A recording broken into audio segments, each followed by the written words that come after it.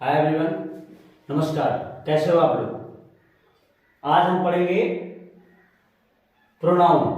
Pronoun means सर्वनाम। संज्ञा यानी नाउन के स्थान पर प्रयुक्त होने वाले शब्द को सर्वनाम कहते हैं। I am going to repeat.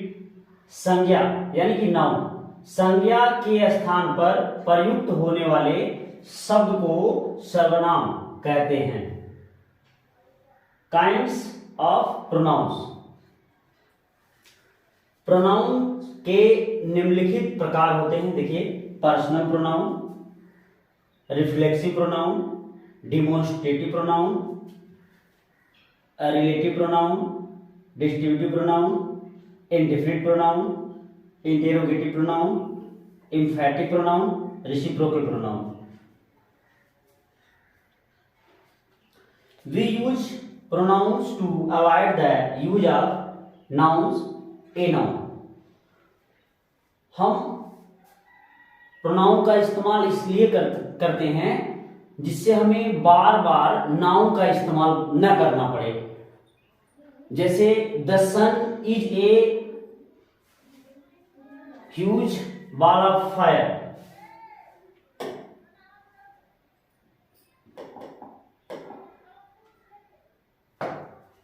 देखिए एग्जाम्पल,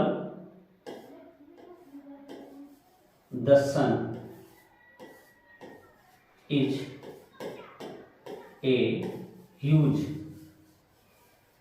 बॉल बोलते हैं of fire.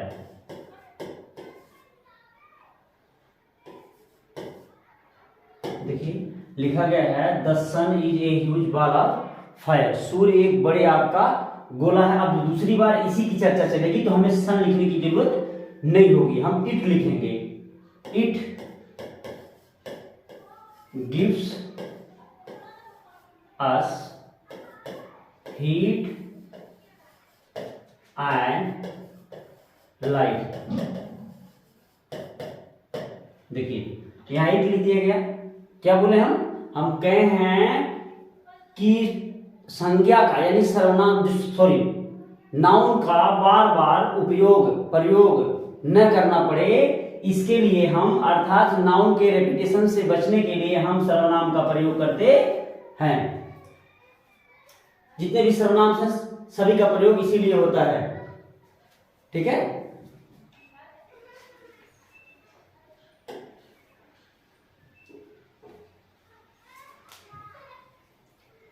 Today we will learn personal pronouns. आज हम क्या पढ़ेंगे?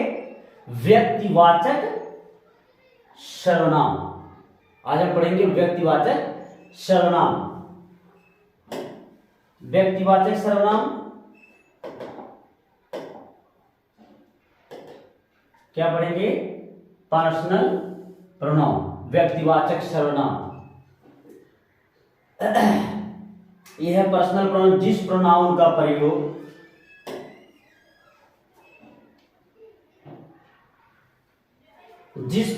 प्रयोग वाक्य में सब्जेक्ट के रूप में, ध्यान से सुनिएगा, जिस प्रोनाउन का प्रयोग वाक्य में सब्जेक्ट के रूप में, ऑब्जेक्ट के रूप में या दूसरी वस्तुओं से निकटता या संबंध बताने के लिए किया जाता है, उसे हम पर्सनल प्रोनाउंस या प्रोनाउन कहते हैं। यहां प्रोनाउंस लिखा हुआ तो प्रोनाउन चूंकि सिंगुलर है नहीं, कई सारे प्रोनाउंस हैं। एच जैसे we, you, he, she, it, they, my, me, your, ETC etcetera इत्यादि। यदि कोई प्रोनाउन और प्रोनाउंस किसी वर्ब, इसे भूल जाइए गलती से लिखा गया है, वर्ब के सब्जेक्ट के रूप में प्रयोग किए गए हो तो उसे या उन्हें नॉमिनेटिव केस में रखा जाता है। देखिए, she went Delhi by train. She went Delhi by train. वो दिल्ली रेलगाड़ी से गई। वो दिल्ली रेलगाड़ी से गई। ट्रेन मीन्स होता है लौह पथगामिनी। You, he, and I have decided to go to school. आप, वह और मैं, यानी कि 3 लोग हो गए ना, ध्यान दीजिएगा। इसको 2 बोलते हैं, इसको 3 बोलते हैं, इसको 1 बोलते हैं। 2 3 1। You, he and I have decided to go to school। ये जब भी प्लूरल हो जाते हैं तो क्या करते हैं, जो यहां पे देखिए ये सेकंड है, ये थर्ड है, ये फर्स्ट है, इन तीनों को मिलाकर क्या बोल दिया जा सकता है, 231। 231 second person, third person, first person.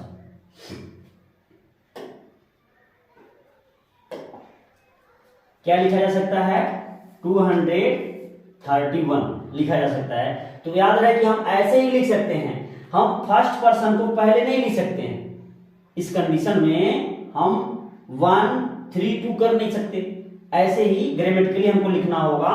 तो क्या लिखेंगे हम, 231, यानी कि second person, third person, first person.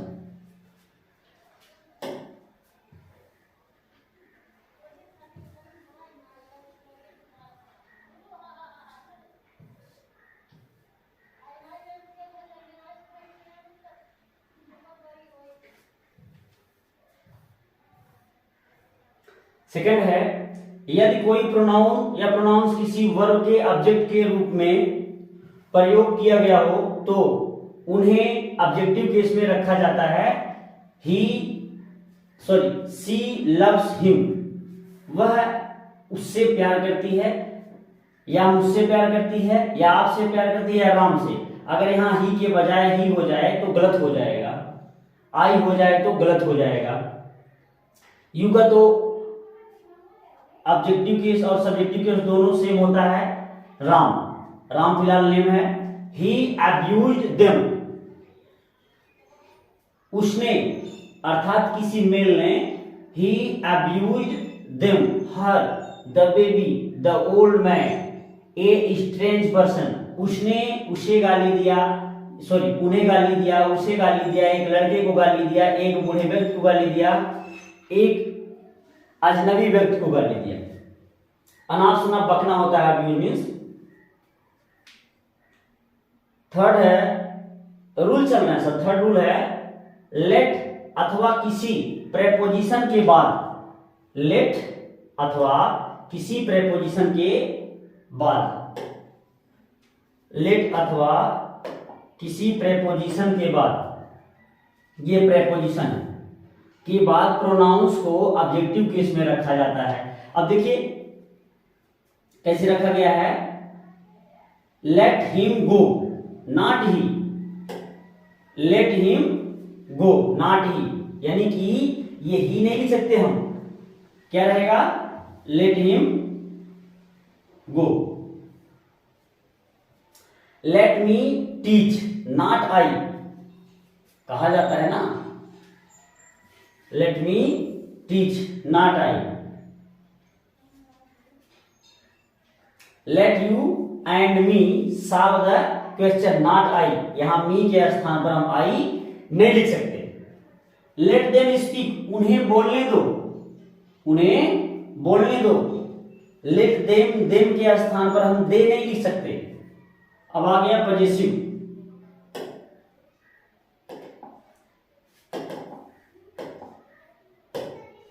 Positive pronoun. कौन सा pronoun, positive pronoun.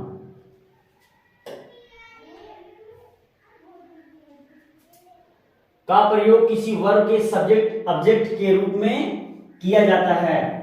Hours is a great country, not our. देखिए आवर्स कैसे यूज किया गया है, प्रोनाउन के रूप में किया गया है। अगर यही एडजेक्टिव के रूप में किया जाता है इसी का प्रयोग, तो आवर्स के बजाय आवर होता, तो तुरंत इसके बाद यानी कि इस पॉजिटिव केस के बाद क्या होता, नाउन होता, तब ये एडजेक्टिव का काम करता। अभी प्रोनाउन का काम कर रहा फिलहाल ये।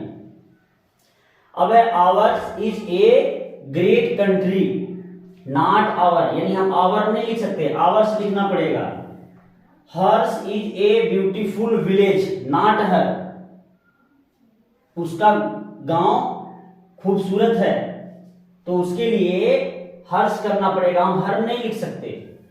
नोट है, नोट मीन्स होता है ध्यान देना, वो कागज वाली नोट नहीं, नोट मीन्स होता है ध्यान देना। नोट दिया हुआ है, नोट मीन्स होता है ध्यान देना। पजेसिव प्रोनाउंस के बाद किसी नाउन का प्रयोग कभी नहीं किया जाता है, जबकि पजेसिव एडजेक्टिव के बाद हमेशा किसी न किसी नाउन का प्रयोग अवश्य होता है, जरूर होता है, किया जाता है। फॉर एग्जाम्पल योर, देखिए योर्स नहीं लिखा हुआ यहां पर, योर लिखा है, यानी ये किसके लिए? एडजेक्टिव का काम कर रहा है। ये किसका काम कर रहा है? एडजेक्टिव काम कर रहा है। Your house is beautiful, not yours.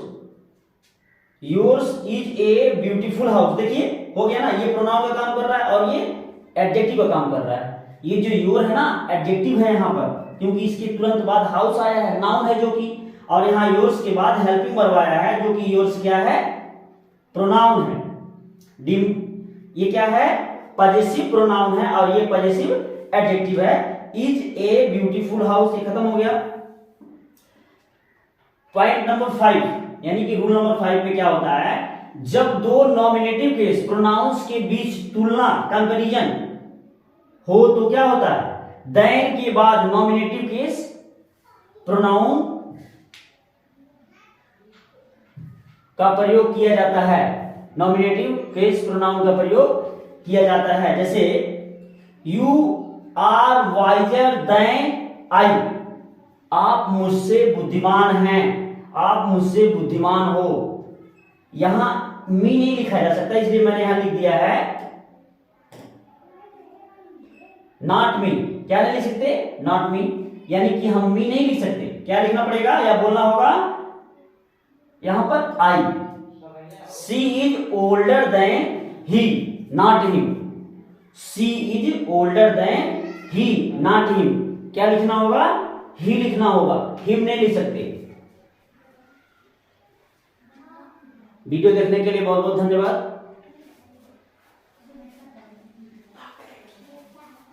चलो ठीक है।